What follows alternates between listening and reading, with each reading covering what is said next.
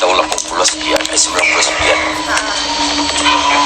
Kalau cerita Lagerang tu kan kependekan dari Ula Gerang.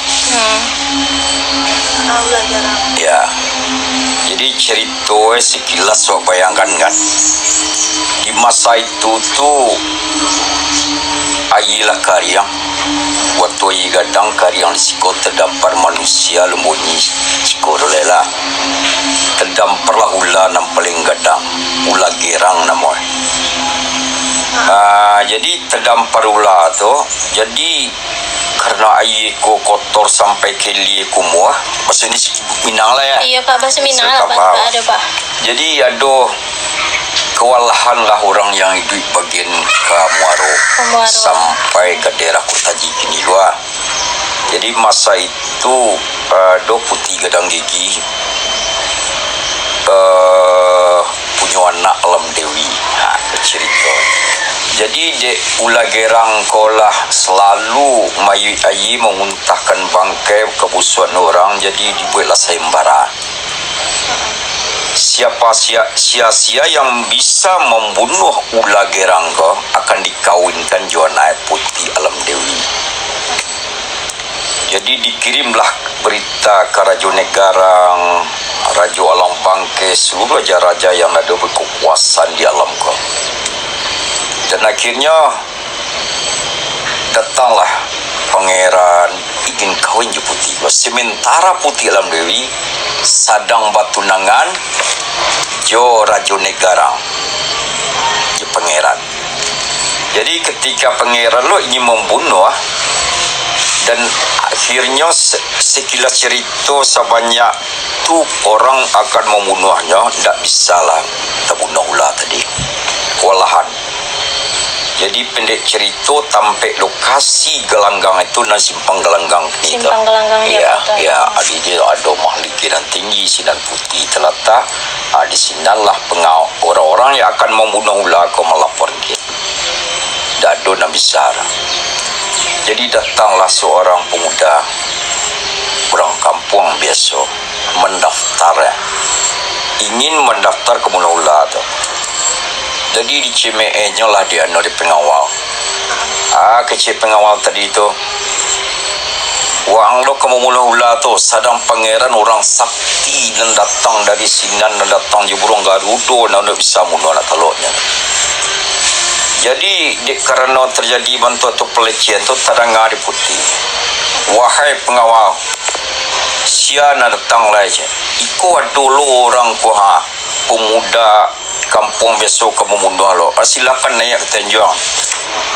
Dicari pembatamu je Putih. Kuyung bisa mundur kawin jo nak dan kuat. Jadi pemuda tadi bernama Sekulamba. Sekulamba. Ya.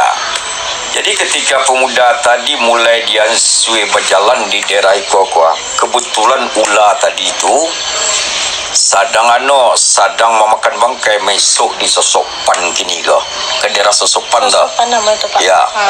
Sadang mesok makan makanan tu lewatlah Sekulamba. Pas di pinggangnya taruh ikat tentang pinggangnya. Dia ambillah sebagai sepaku dilambak lah tentang pinjang tentang iku itu. Di sini ular tadi matilah ular tadi dan akhirnya ketika mati ular tadi itu nak senang tunangan itu doh kawin orang itu kok. Akhirnya balai dia ikut sadang basandiang je Putih kadi nikahan masa itu datanglah burung Garudo. Dia datang burung Garudo masa itu disembahlah Putih tadi. Dia pangeran menyembah Putih itu dibuat tabang. Di sekolah mbak nak senang hati, dia ambil paku tadi di lambak tadi kutuklah jatuh. Tiba di puncak gunung segala menjadi Telago.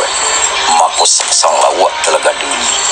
Itu yang namanya sarang gagak, yang gagak tu dibawa. Sudah itu kalau mati ular tadi. Ya dah. Lah sekian ratus tahun lah memusuh ular tu tiba lah memusuh dan akhirnya tiba gagak pemakan lah memusuh lah mungkin besarang lah gagak sinan. Dia tergelumpang.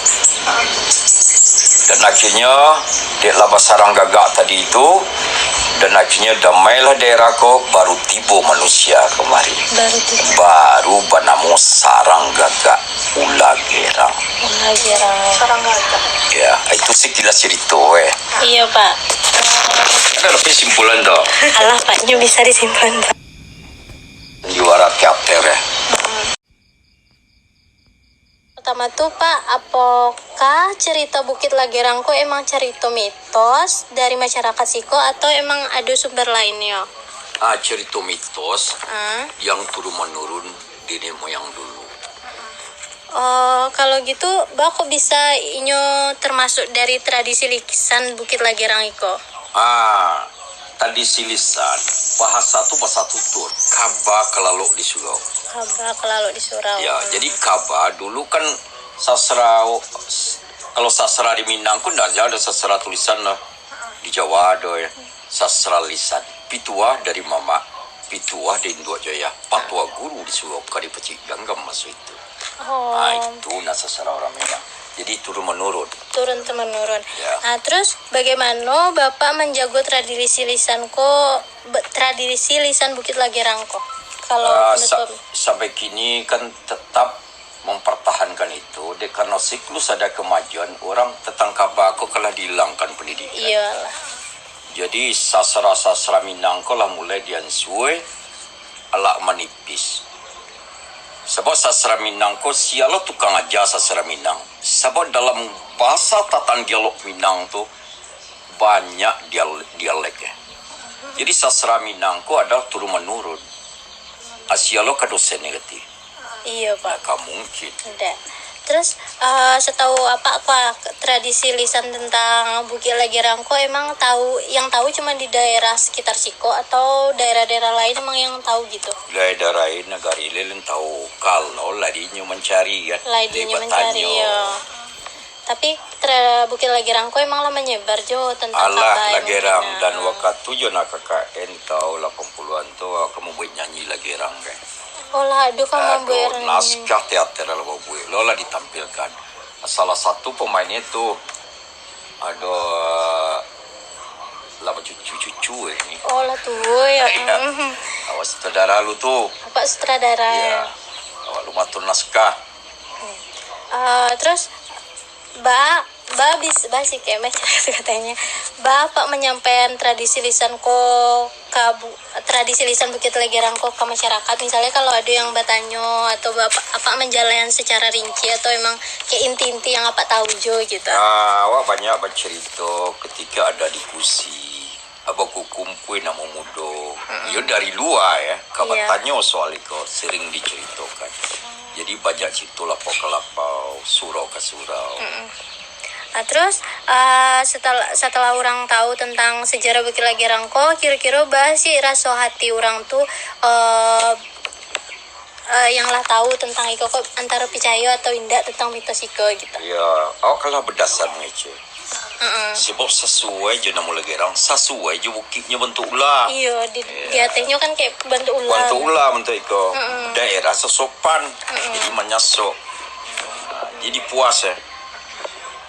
Berarti tradisi lisan kok disampaikan dari mulut ke mulut, dari turun temurun. Terus apa dampak elok dari cerita Bukit Lagerangko Pak? Cerita Bukit Lagerangko nampak elok kan satu pendidikan. Terjadi asal usul satu negari. Kalau untuk masyarakat dampaknya sama. Ya. Nah, itu celai Pak. Ada enggak apa tahu cerita lain selain cerita Bukit Lagerangko? Oh banyak. Kayak mitos-mitos lain tentang binatang gitu Pak. Oh cerita tentang binatang. Kayak misalnya kan kayak ada lubuk buaya, apa sejarah dari lubuk buaya tuh gitu. Sebenarnya kan cerita mitos. Lubuk buaya memang keberadaan buaya itu mengadu di situ. Iya. Jadi dibuatlah cerita legenda. Jadi